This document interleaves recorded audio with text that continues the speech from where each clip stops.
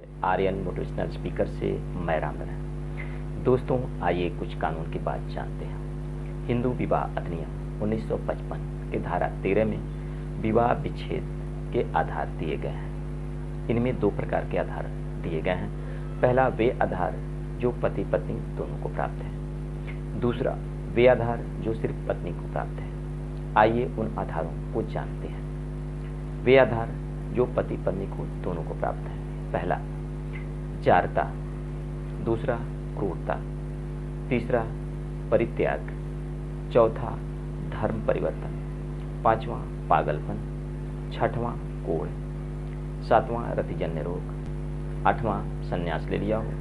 नवां, 7 वर्ष से कहीं दिखाई नहीं दे रहा हो और जीवित होने का कोई प्रमाण नहीं मिल रहा हो। 10वां, दाम्पत्य अधिकारों की प्रतिस्थापना के आदेश के बाद भी पति पत्नी साथ नहीं रह रहे। इसके आधार पर भी न्यायालय में विवाह विच्छेद का एप्लीकेशन दे सकते हैं और डिग्री प्राप्त कर सकते हैं।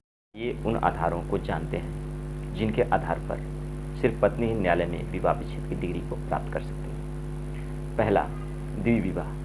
वैवाहिक अवस्था में रहने के बावजूद भी पति अगर दूसरा कोई विवाह करता है तो इसके आधार पर भी पत्नी न्यायालय में विवाह विच्छेद की डिग्री को प्राप्त कर सकती है। दूसरा, पशुगमन या बलात्कार का दोषी है न्यायालय द्वारा, तो भी इस आधार पर पत्नी न्यायालय में विवाह विच्छेद की डिग्री को प्राप्त कर सकती है।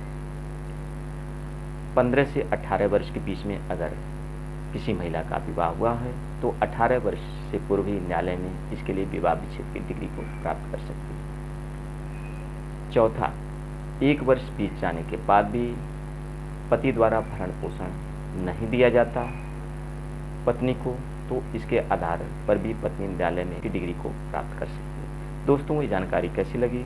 अगर अच्छी लगी हो तो लाइक करिए, सब्सक्राइब करिए, बेल आइकन को दबाइए। धन्यवाद।